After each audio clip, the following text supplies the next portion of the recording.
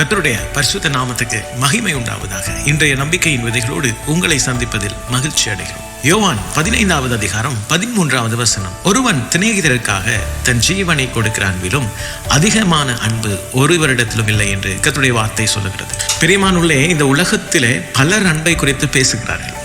சிலர் அந்த அன்பை காண்பிக்கிறார்கள். ஆனால் வேதம் நமக்கு சொல்லுகிறது, தேவன் அன்பாக இருக்கிறார். அதாவது அவர் அன்பு செலுத்துவதல்ல, அவருடைய பூரணமே இந்த அன்பு என்று சொல்லப்படுகிறது. ஏனென்றால் 1 யோவான் 4:8 வசனம் சொல்லுகிறது, அன்பில்லாதவன் தேவனை அறியான், ஏதெனில் தேவன் அன்பாய் இருக்கிறார் என்கிறார். Praise the Lord. உலகத்தின் அன்பை பார்த்தோம் என்றால், சிலர் சூழ்நிலைக்கு ஏற்ப அன்பு காட்டுவார்கள், சிலர் பயனுக்காக அன்பு காட்டுவார்கள், சிலர் துரோகம் வந்தவுடன் அன்பை நிறுத்தி விடுவார்கள். ஆனால் தேவனுடைய அன்போ இந்த எல்லைகளுக்கு எல்லாவற்றுக்கும் அப்பாற்பட்டதாக இருக்கிறது.